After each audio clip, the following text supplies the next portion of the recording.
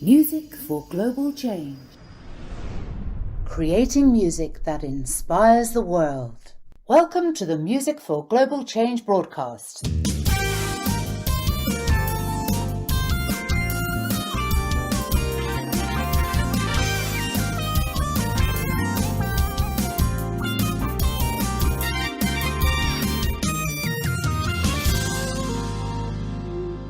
And now here's your hosts, founder and music ambassador Skyler Jett with Deborah, Fennella and Tony Gough. Are you ready? Are you ready? Are you ready to start a revolution?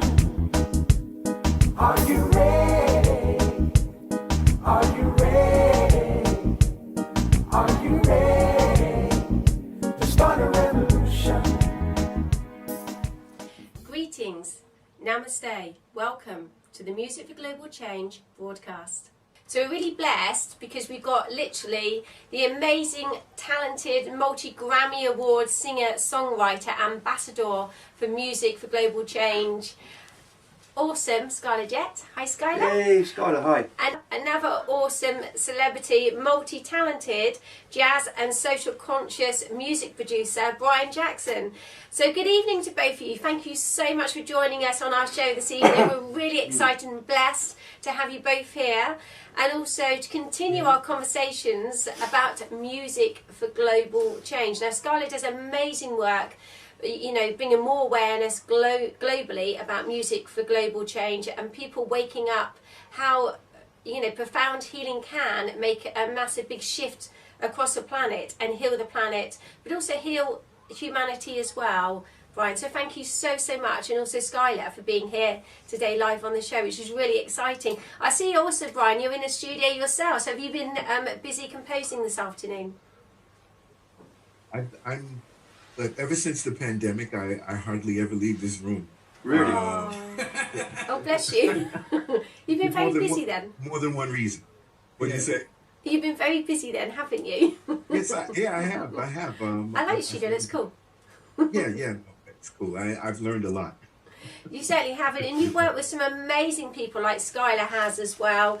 You know, when I've been reading through your bio, Earth, Wind and Fire, Stevie Wonder, Will Downing, Gwen Guthrie, Got to Play. Also collaborations with Gill Scott-Heron in the 1970s. The Sound of the Jacksons, Rhodes, electric piano and flute accompaniments featured prominently in many of other compositions as well. There's been many celebrities, as I was reading so much about you. You've been very busy also calling the gang as well. I see you've been also recording with those guys. And there's been lots going on, actually, isn't there? You've been very busy. As I was reading about all of the songs that you've produced as well. So congratulations. And Skyler's been telling me so much about you, because you also compose conscious music, don't you? And same as Skyler, your main mission is to bring more awareness of conscious music. So please could you tell our viewers, Brian, when this all sort of like started about, you know, the conscious music and bringing about this positive change globally, and the mission like Skyler is as well, and both of you doing the music, amazing work, please.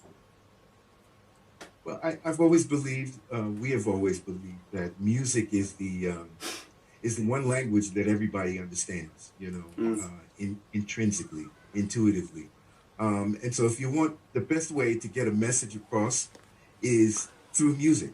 Yeah. Yes. And we've always felt that way. And it seems to be working.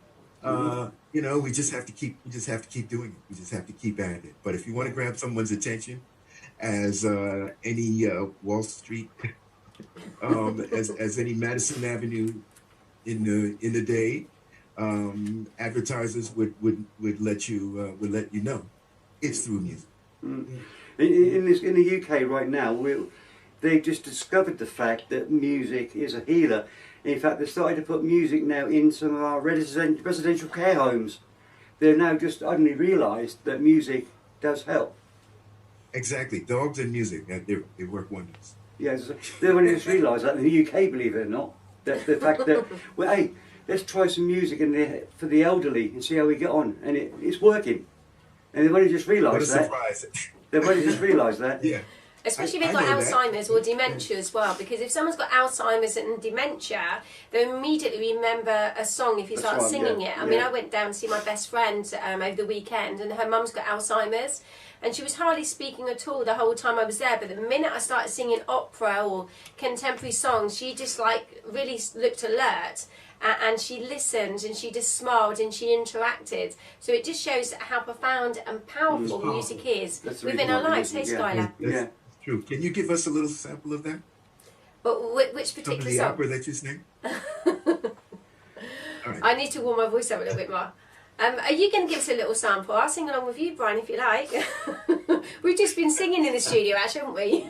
A little bit. You've got a friend of me, we've been singing it, haven't we? One of my favourite songs is Bill Withers' "Lean on Me." It's one of my favourite songs. Well, Absolutely Oh, man, fantastic I love song. that. Yeah, I love that. yeah. Absolutely. I think classic. Bill Withers, I don't know if he still does, but does he hold the record for the longest note held during a song? It should be. It should be. I've tried to hold that note many a time. But you know, I have. Has he still got the record? Firmly in the ground. A lovely day. Yeah, yeah. Has he still got the record for that note being held? Yeah, he had the record in I would music say so. history. Yeah. I've tried it a couple of times. I don't know about you, Skyler. But imagine, man, you got to go on a 60-day tour, doing that note every night like that. Right? That's what I thought. It's one thing to do it in the studio. It's a lot of breath. After you've done a month on the road, and then Yeah. It's a lot of breath. I mean, even with opera, you've got to literally hold the warm note up for for 2 10 seconds. minutes when you do opera, you see. Whereas contemporary, you don't need to warm up for quite so long, Yes. do you? So when you're doing that long note, you are actually singing on that breath. So you have to take a lot of breath and expand the diaphragm in order to do that. So he's obviously done a lot of vocal training himself He too, must have done, yeah. in order yeah. to actually do it. clearly, Yeah. Yes, he has a definitely. great voice, and he also inspired us quite a bit. Oh, You did know, he? our writing and the down home quality of his lyrics and his persona was Yes. something that really inspired us. Well, those are those ones that there's a different sound. There's people that go to school for music, but there are people who were born to do it. Yes, That's a different sound, most definitely. and you know them when you hear them. You know what Yes. I mean? That's why I say don't take image out of music, because the way you look has nothing to do with your No. sound.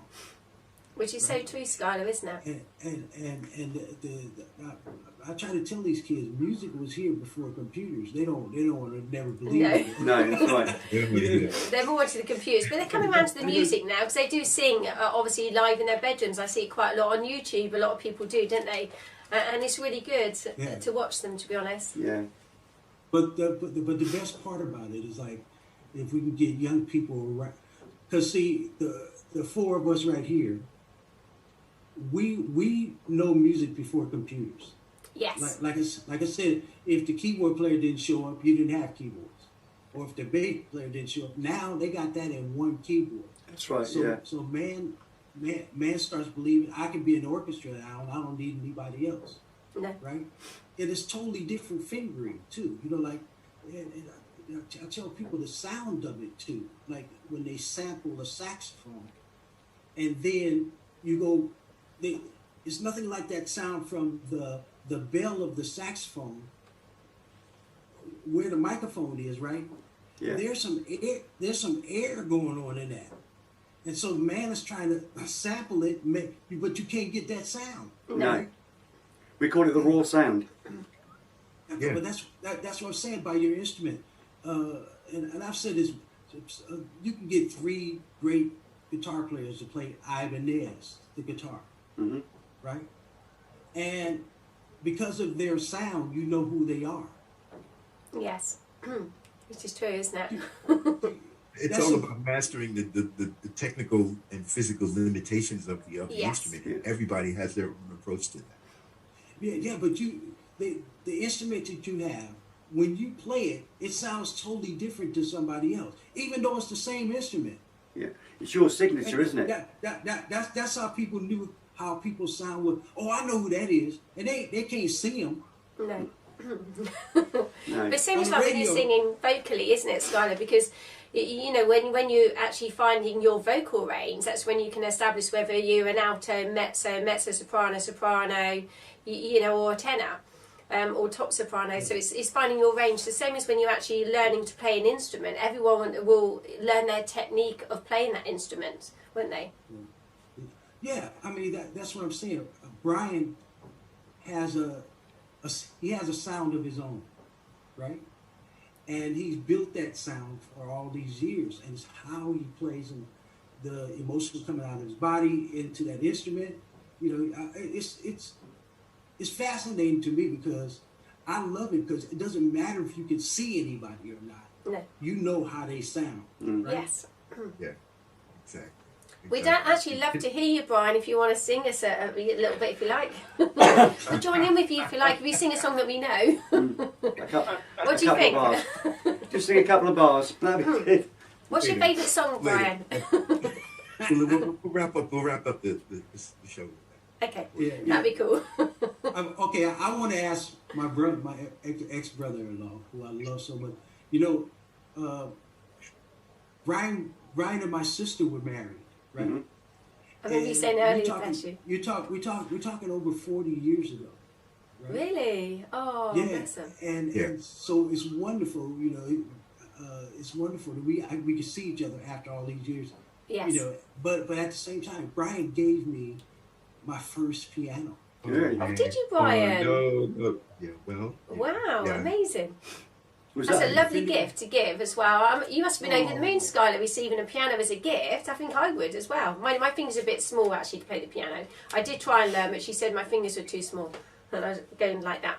So I need long fingers. There's So no I such took up thing. guitar There's instead. no such- there- That's what she no said such to me. She said thing. your fingers are too little. So then I started learning guitar instead. Don't Bless listen. her. Don't listen to it.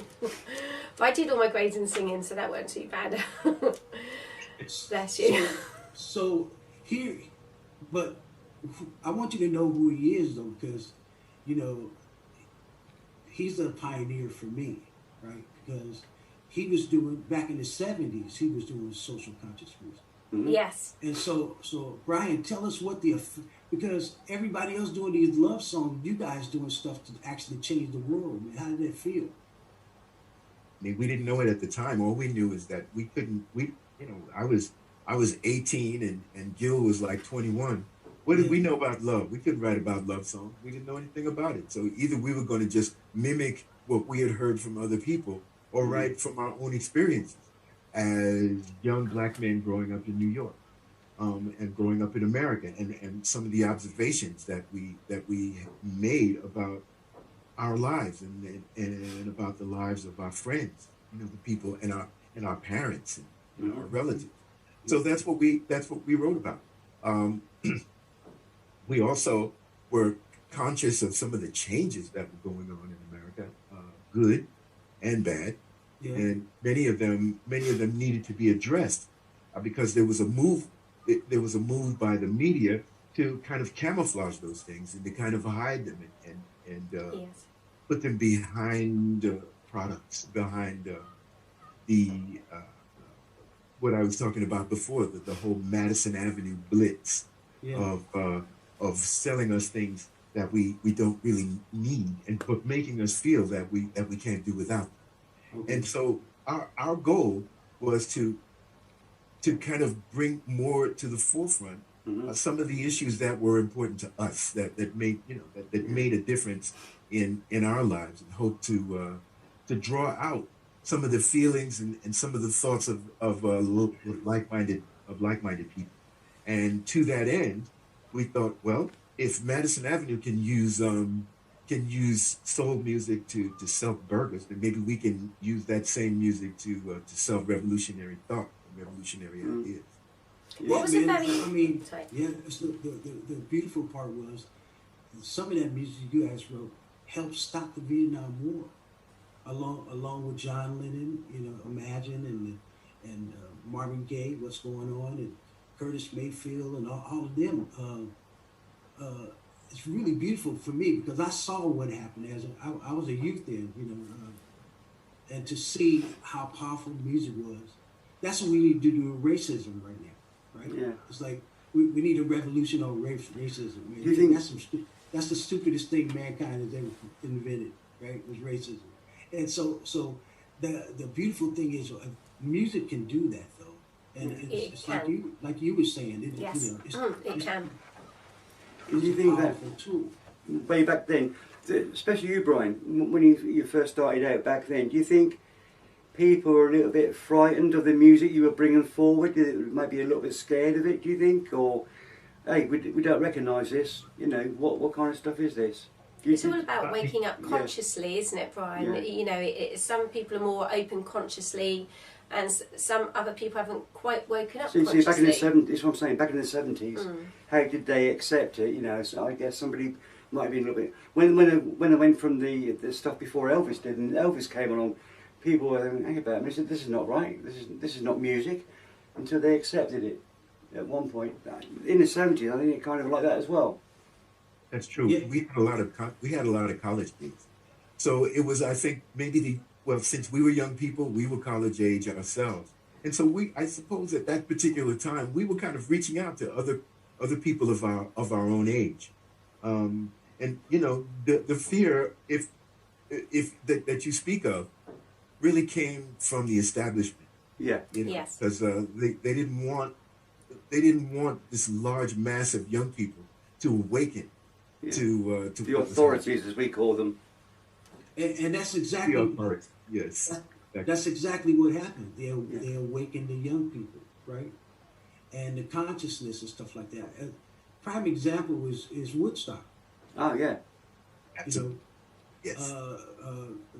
the bands would play a couple of their songs, and then they do a song about how we need to stop this war, right?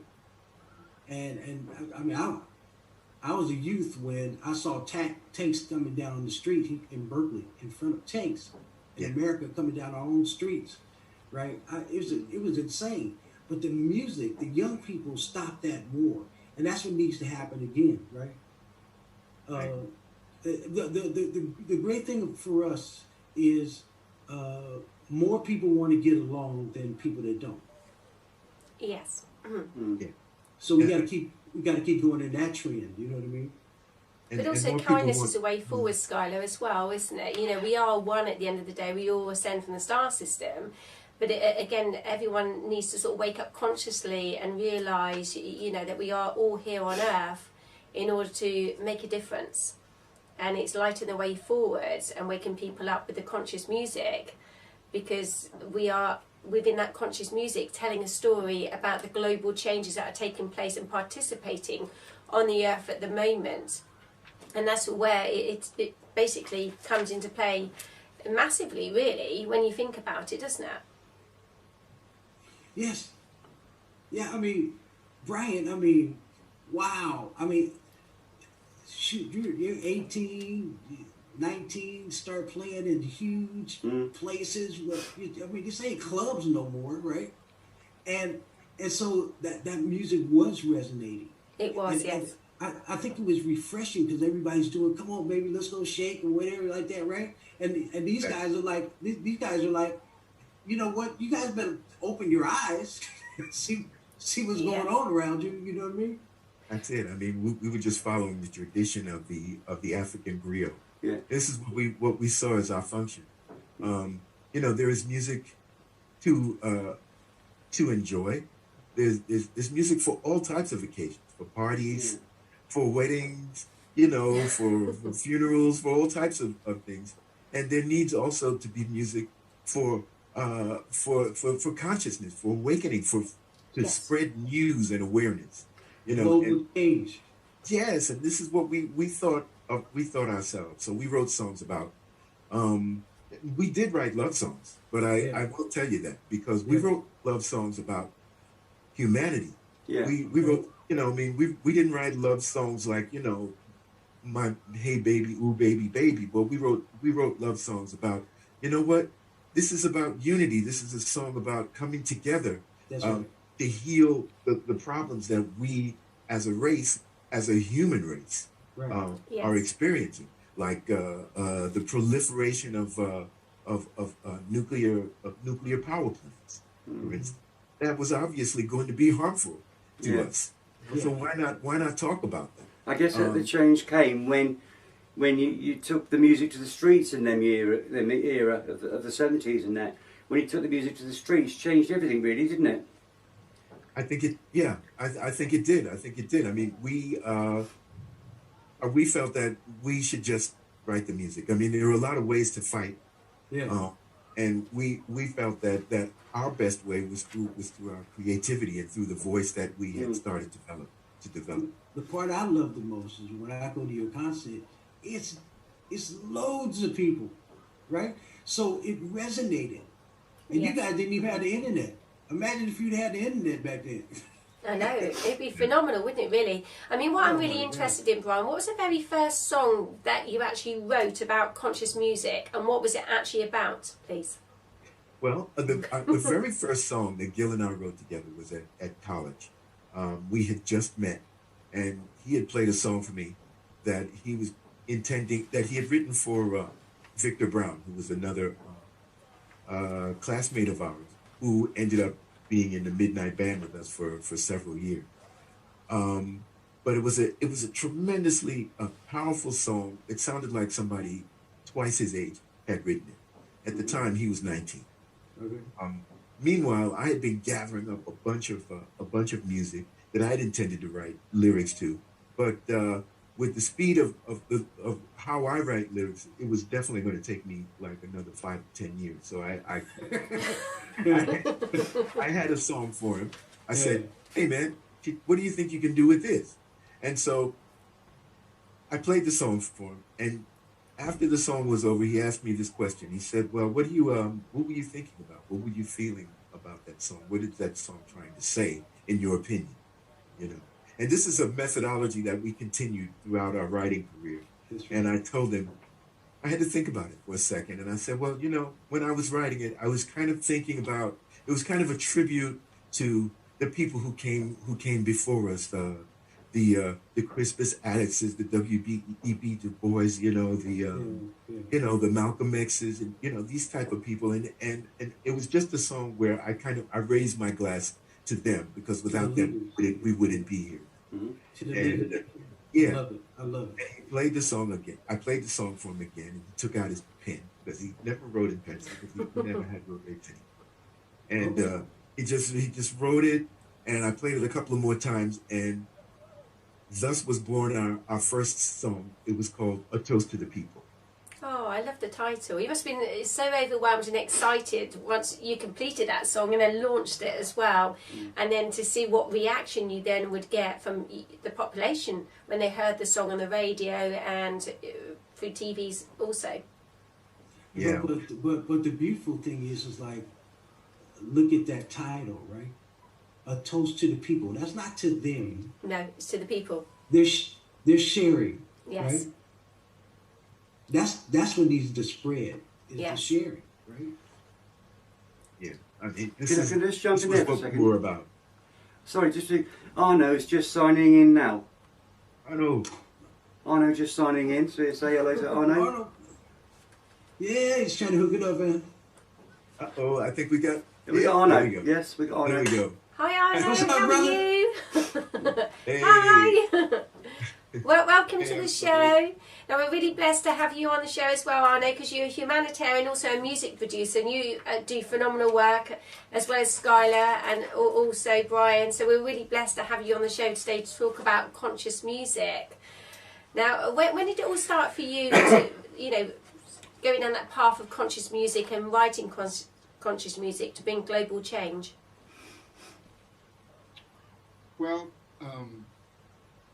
you know, this is something that we kind of grew up with, and it made its way from one place to the other, and through different people that we met and people that influenced us. You know, you decide to be on one side of the music or the other side. Sometimes it's the positive thing, and other times, you know, you want to make a statement in terms of what you might feel is maybe counterproductive, you know, going on in, you know, not only the United States, but all over the world. Yes. So, you know, being lucky enough to write songs with people like Al Jarreau, and, you know, who I spent a great deal of time with. We're actually, there's a CD that's being released to the memory of Al Jarreau. And it's Larry Williams and my friend Chris Walker. We were all in Al's band for about 6 years together. And it's Phil and Gaines and all the guys around it, man. It's really beautiful. So yeah, that's coming out. But, you know, when you get a chance to be around people like that, and, you know, there's other great songwriters. I've had a chance to witness what the process is. And, you know, I was talking to my son about this, and he's getting into it now. As a matter of fact, the last couple things that we've done, he's been quite instrumental on. And we were talking about it, and I said, you know, there's songs that I've written that, and you know, that maybe did well, maybe some didn't do well, but, you know, you put the message across. Yes. And the thing that most songwriters that I know, obviously you want to write a great song, but it's the process. Mm-hmm. It is. It's all about the process. Yeah. And once you have that and you understand what it is for you in terms of finding the sound that you want.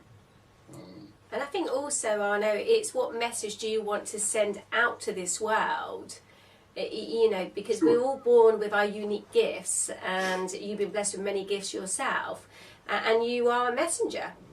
All of you are messengers for your music and the amazing work that you do. You're all very spiritual people. Same as myself, I'm very spiritual as well. And I dedicate my life to be of service, and also a singer-songwriter myself. So it's wonderful to chat to all of you and hear about all amazing work that you are doing, but also to bring more awareness across the globe about music for global change, and to also encourage the youngsters to get more involved with music for global change, to bring about positive change across the globe as people are waking up consciously. And that's where the music, you know, comes into play, doesn't it? Right, it does. And, you know, you're right about the, you know, you have to give up some of your soul to do this. Yes, you do. Yes. It's dedication. It is without question, you know, a labor of love. Again, depending on the message you want to convey, then you take off on that road, and, you know, you find the words, you find the right phrases that you want to use. And the great thing about working with my son, who's just turned 15, I get a view from where he's coming from, which is a much younger view, obviously. And, you know, just recently, you know, just a few things that he laid on me, and I was just like, okay, you know what, let me sit back here. You talk to me, because, you know, I'm learning from him now. And, you know, you're right, with the younger kids, you know, he sees it from a different place. They certainly do. At the same time, we're sitting in the car the other day, and Bobby Caldwell's "What You Won't Do for Love" came on the radio, and he sat back and he went, "Man, I love this song." Oh, did he? Oh, bless him. And, you know, he just gets it from that place. Yes. But, you know, the young kids also are listening to, and they're going back to, you can see some of the things that are being released, they're going back to the 80s, they're going back to the 60s, and grabbing that and bringing it, because, you know, it was just, for me, the best popular music that was ever written from the 60s through maybe the mid 80s. Yes, I would agree.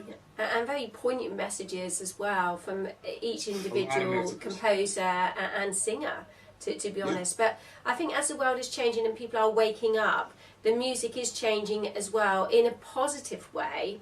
And a lot more people now want to, you know, relay that message that they want to send out to this world, where they want more peace, they want more harmony, they want more love, they want more understanding, and they want to realise that the world is a safe place and is not a place to be fearful of. And I think that's a real big message at the moment, as we've been for the pandemic, because a lot of people are still scared, they're still afraid, and this is where music really comes into play and is so important at this moment in time. What is God's message for the earth? with regards to this process of change that's taken place with the ascension and the 3D reality and the fifth dimension. So there's a lot going on at the moment, which is really exciting with the planetary changes, but also the way the world's changing and humanity's changing and waking up consciously. And this is where the music now is becoming even more powerful, because people are thinking, hey, you know, I'm waking up now, I'm listening to this song, I'm understanding why I'm here, what my purpose is, what am I meant to be doing here on earth. And it's really exciting as that light bulb moment when people wake up. And it can just be through listening to one of your amazing songs, each of you, that then they get that light bulb moment. I get it now. I get why I'm here. I get what my purpose is. I get what I need to do. And this is where each and every one of you come into play and do an amazing, phenomenal work. And I'm really proud of all of you. I'm really blessed that Tony and I, you know, are chatting to you today about music for global change. And it's beautiful. I mean, now, Brian, do you have new music out? Oh yeah, but glad you asked. So I have worked on a project. It was a few years back now. I think it was 2019. It was a couple of years. With Adrian Young and Ali Shahi Muhammad of Tribe Called Quest, and we got together to do an album in Los Angeles on a new label that Adrian and Ali are affiliated with, called Jazz Is Dead. And so there's a single that just came out called Mars Walk, and that's available, and it's leading up to the release of the album. It comes out in August. And what's the storyline behind it as well, Brian? The actual song. Sorry? What's the actual story behind the song, and the message that you're portraying out to the world, please?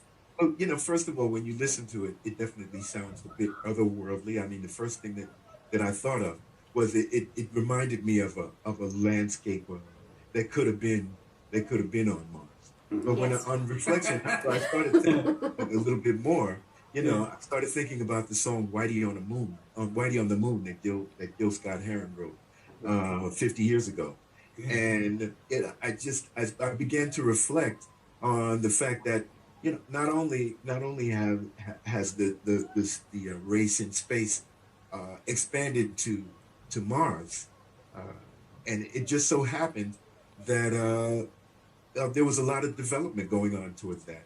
And ironically, the week after the release of Mars Walk was when we got the news that Jeff Bezos and his brother were taking an interstellar flight. They were actually Bezos had built a whole rocket designed for him to travel in space. Wow, so amazing. Whitey on the Moon part 2 is called Mars Walk.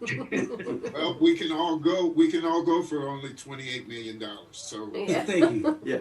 Exactly. That's all it takes. That's some chump change for somebody. you know, you get Exactly make that. sure you get receipts, and you know what it is. That's all. Yeah. You know, and then you won't have to pay any taxes. So would you like to go to Mars then, Brian? No, If the opportunity I arose, would of like course. to. You know what? I mean, let me put it this way.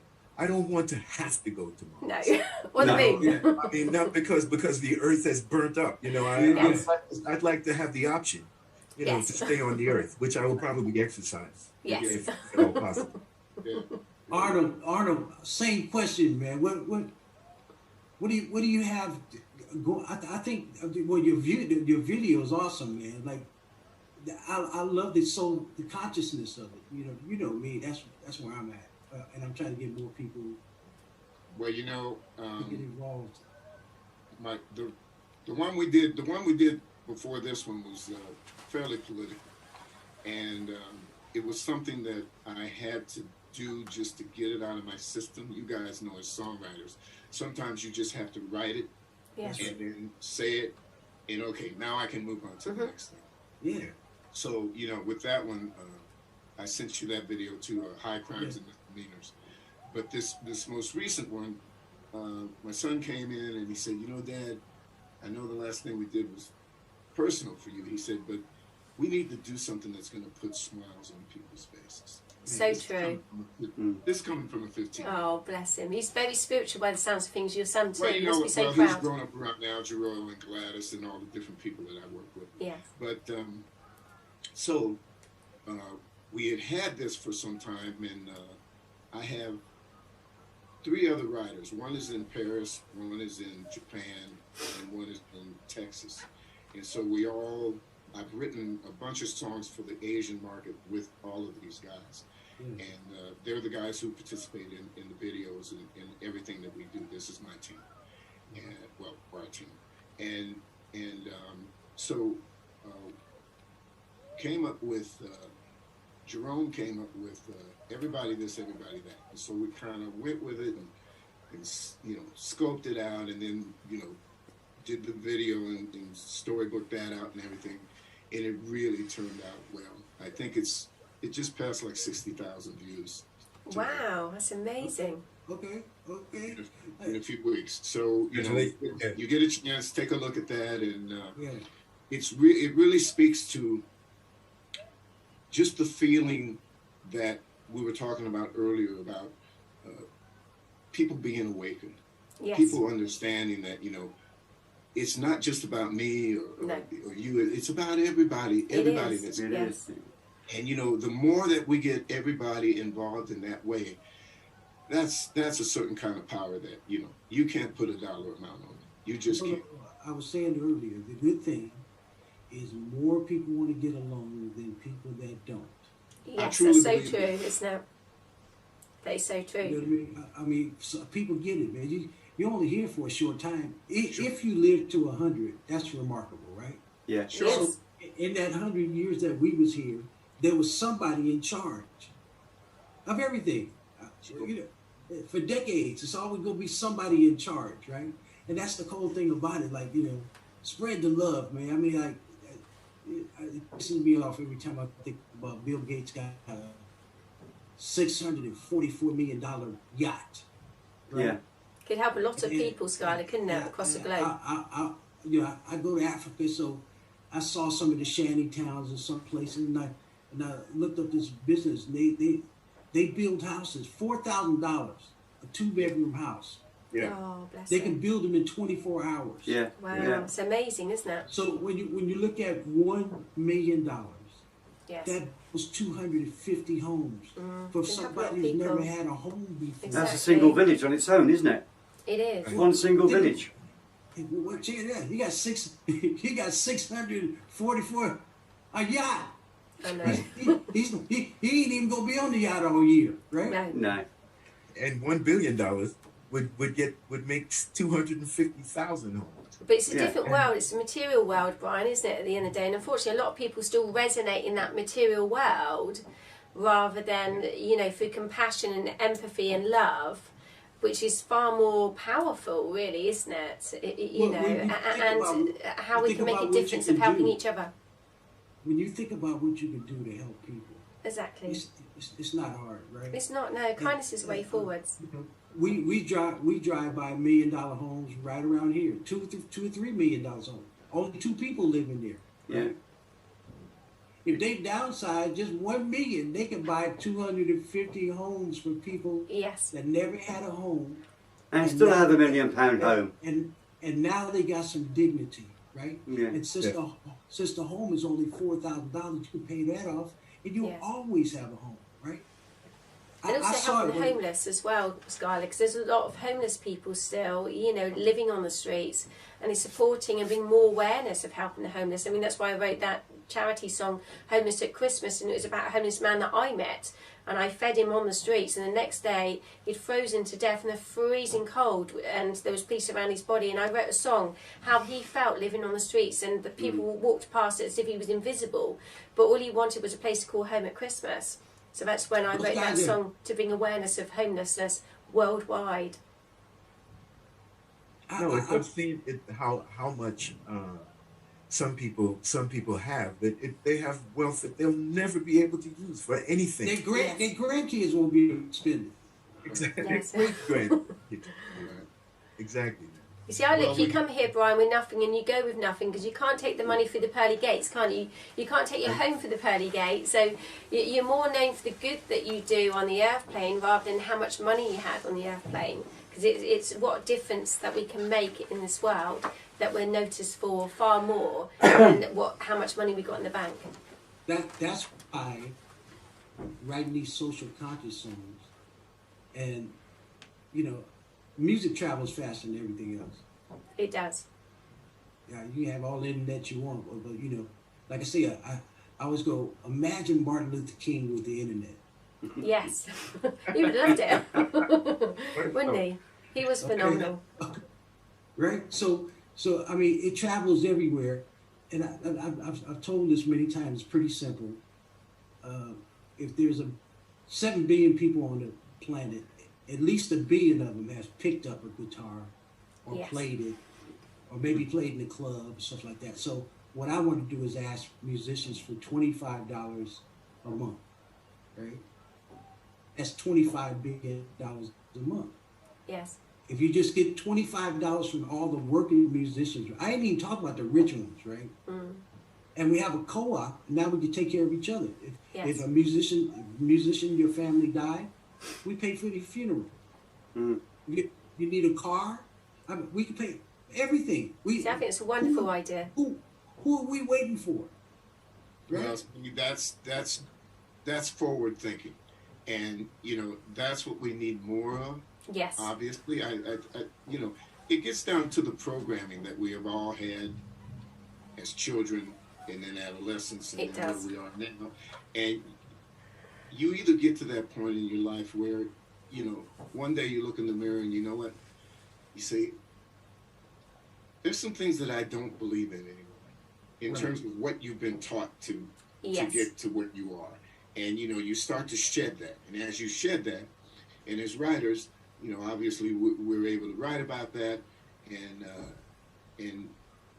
that in itself can lead you to the place where, like with these songs that we write, it's like having the conversation, you know, without pinning somebody in a corner so they feel like, oh, you know, but they're hearing the words, they're hearing the music, and all of a sudden they're hearing the message. What we've been taught is something that over time, hopefully people get to the point in their life where they're able to shed some of those things and actually look at life for, you know, what it is, what's actually real, and rather than the stuff that they hit you over the head with constantly to make you think that, you know, like you say, the material thing. And once you get into that world, I mean, there's nothing that's going to do in terms of making you a better human being. No. You know, to use that, I mean, as my grandmother used to say, you know, talking about people with money, she'd say, well, you never see anybody going to the graveyard with a U-Haul behind the hearse. That is so true. That is so true. In other words, you can't take it with you. Now, I No. always say that to my children, you can't take it with you. It's all on loan at the end of the day, isn't it? You know, so it's always good to have a grateful heart and be grateful for everything that we have in our life and the people that we have in our life as well. And it's paying that gratitude forwards and reminding everyone else that to be grateful for where they are in their lives, for what they have in their lives and the people that are in their lives as well. And the more that you're grateful, more good things that come in. And it also expands your heart chakra as well, doesn't it? Yeah, nothing feels better than being able to, you know, it's like Christmas. If we could just have Christmas like, well, I do every day. It's that feeling, right? Yes. I mean, you know, you think a little lighter, you give a little easier. You know, at that time of year, you know, you have the hope and the, you know, all that goes along with that. That's a good thing. And, you know, if we can just have that frame of mind, hold on to that rather than, you know, get into the thing of like, oh, it's mine, it's mine, it's mine, it's mine. And, you know, that's good. But the best feeling I've ever had, thanks, sorry. That's Hollywood. You know, when you are giving to anyone, you know, Yeah. you just give from your heart, and there's nothing like it. I mean, there's absolutely nothing like it. And also giving not on a condition, but giving because you want to give. And the more that you give, you receive back. Because when you do something good for somebody else, it makes you feel good about yourself. And also you do incur good karma as well. You know, unfortunately, some people, they give on a condition, I'll do this for you, however you've got to do this for me. Well, that's on a condition. Whereas you give because you genuinely want to help somebody, it's not on a condition. It's from the heart. and you generally want to help people. And I think that That's is the so best music. important and a poignant message, again, send out to this world. Let's help and support one another, you know, and let go of the ego self and stay more centered in the heart and expand our consciousness. And then we will shift our vibrational frequency and we will resonate more and a more level of understanding as well. To again, kindness, compassion and love and peace is the way forwards. Sure. That's Hey, the only- Hey, that's Tony. the message here. 7 billion of us, 7.5 billion of us here on this planet. Right. And we have to figure out a way to all maintain here. Most You know, definitely. And we're all it learning won't- from each It won't other. happen unless we let go of that ego that you said. Yes, that it's so true. sense of me first kind Yes. of an attitude, you know, because we won't. If there's 7.5 billion people all wanting to be first, we're just all going to run into you. We're all going to collide, Most definitely. and everything just falls apart. Yeah. No, I Right, don't- but just think if that was the programming, exactly what you're saying. That should be the programming. Yes. But you know, the programming has been, you know, to sort of single people out and push you aside and like don't let you have the ability to all get together like this, because if that happens, that's a whole lot of power. And It certainly is. I'm not sure the people running things really want to see that. No, I certainly wouldn't want to be there either. But that would be a big shift, again, consciously, but also globally as well. Because the more people that do come together and realise that we are all one, and we're in this big school of life to learn from one another, again, the more people that are waking up and we shine our lights together, if you were from space and saw that light, it would be phenomenal. And it would be so bright on the earth, and people don't realise how bright that they do shine on this earth. Because like you say, going back to past conditioning, act a certain way, behave a certain way, dress a certain way, look a certain way, you know, and unfortunately so many people have been conditioned, like you say, going back Yeah, through programmed, childhood aren't they? Yeah. and school, you know, or from friends or the bullies, and they lose themselves. It is okay to be different, just be you. You don't need to seek outside approval, just love who you are and be the best that you can be, and help and be kind to those around you. And even those that do bad things, they are hurting inside, pray for them. Because the more we pray for the bad people, we bring about a positive change in this world. Rather than condemning them, if we pray for them, that's how we will have that big shift across the planet. Because prayer is phenomenal, as powerful as music is as well. See, they're programmed. The minute they come into this world, Yes. they are programmed from day one. You should be like this, you should be like that, we should do this, we should do that. There's no room there for change. There's no room No. for reprogramming. And when the time comes, you're able to reprogram something, it's too late. Well, it's never too late. I disagree there. It's Yeah, never too yeah. late, because you can be the change that you want to be and you want to see in this world. But your first primary relationship's with you first, how you see yourself, before how those around you see yourself. So see yourself through the eyes of love and compassion, and let go of the ego self and the judgment, or the judgments upon the others that have imposed upon you, that have knocked your confidence, self-esteem and your self-worth, that you lose your identity. You know, it's understanding that we are all unique. We are all different, you know, and we can make a difference in this world. But learning to love ourselves, and as we learn to love ourselves, we can teach those around us to love themselves too. And again, it's that ripple effect of unconditional love See, that's why going music- forwards across that's the why planet, and that's where the music- music comes in, Skyler, isn't it? Like you say, with conscious music for global change. It's about love. Peace is the answer, like you often say, Skyler. Peace and love is the answer to bring That's healing why and the positive change. Music is the most important thing. Yes, That's why music is the best delivery of anything. It is. Because it has emotion, right? it does. Most and if the definitely. lyrical content is around healing, education, and solving problems, Yes. right? So when I go to speak to young people, the first thing I say to them is like, you can write. I tell you what, write all the love songs you want this month, but just one day, write a song about something you would change. Yes. He has an imagination, right? About that. And the cool thing is when they start writing about things they could change and come up with titles like that, Yes. call me, and as soon as they call me, hey Skyler, I know what they're about to say. Right? I wrote a social conscious song, man, and I played it for my friends, and they really love it, man. I'm falling in love with it. This is cool, Yes. man. It sets them out on a whole nother path, right?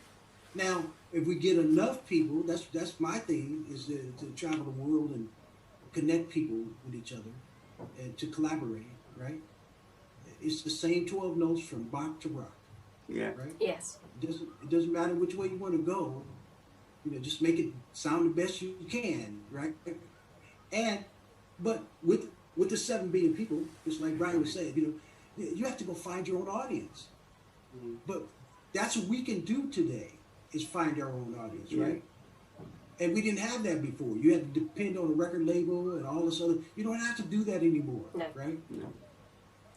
And also your plans for the future, Skyler, is, again, like we said last time, was to do festivals for music for global change up and down the country and all over the world. And again, that's another big, huge, powerful message you're sending out to the world, but you're also healing the world. You're healing humanity through those festivals. And that's your plans for the future, isn't it?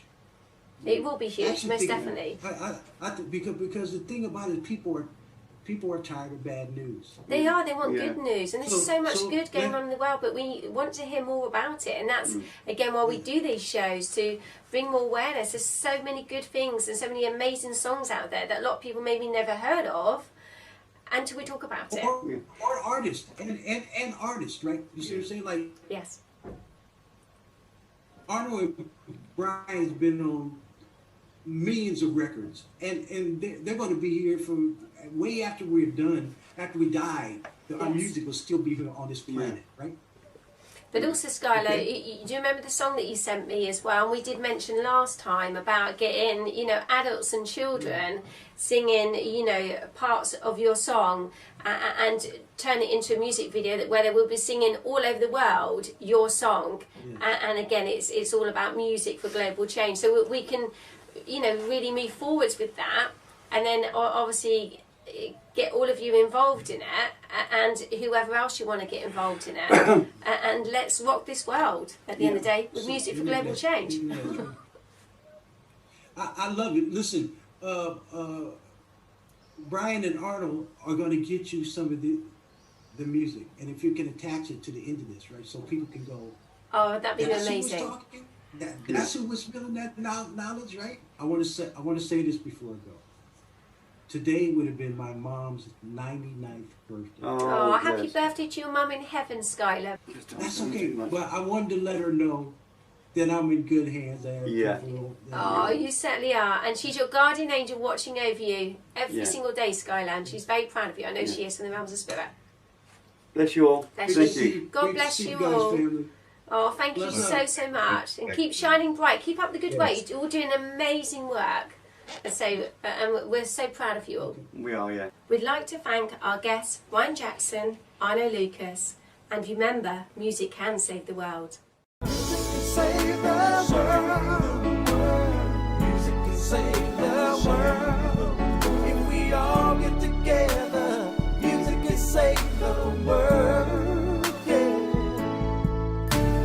Music can save the world.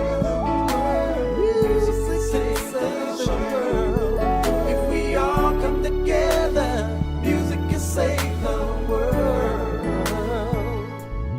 There's an urgency facing our humanity.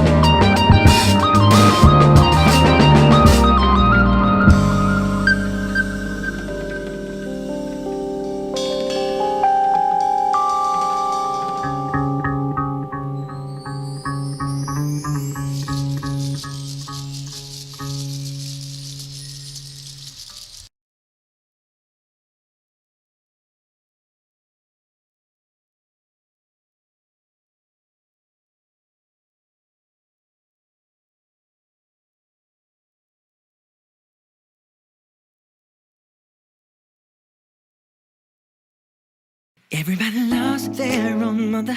Everybody's got the best friend to trust. Everybody fears one another, cause it's all about the need to be first. So, ain't no secret, it will be the time of your life. If everybody knew how to spread a little bit of love they had inside. Everybody counts on his brother. Everybody has a secret to share. Everybody thinks God's in trouble. Simply meet someone who cares. Oh, keep it simple. Keep a smile and open up your heart. Whether we are safe or in trouble, all we have to do is look in your eyes. Hello, just knock at my door. I just want you to open up and give me some more. Hey, hey, love, let's feel your way in. I just want you to recognize another love. Come see. Band pick me up. Do band pick me up. Do band pick me up. Don't you band pick me up. Everybody's got their own agenda, and I know it can take a lifetime. It's as simple as drinking a soda, and it just depends what's there in your mind. So, ain't no secret what you get in return. If everyone is ready to share a little bit of love, then they can learn. Cause who do you call when you fall down? Do you count on? Tell me who's there for you when you feel down? Even reassure you who's not judging no matter what. You're still a friend of mine now. Who do you call when you fall down? Do you think Hey, hey, love, just knock on my door. I just want you to open up and give me some more. hello, just feel his weight. I just want you to recognize it as a love currency. Hey, hey, love, just knock at my door. I just want you to open up and give me some more. Hello, just feel his weight. I just want you to recognize it as a love currency. Everybody loves his own mother. Everybody's got a person to trust. Everybody fears one another. Cause it's all about winning the race. Everybody counts on their brother. Everybody has a secret to share. God's not in trouble. Simply need someone. Everybody, oh, do do do do do do do do do. Oh. That do do do do do do do, baby, baby, do do do.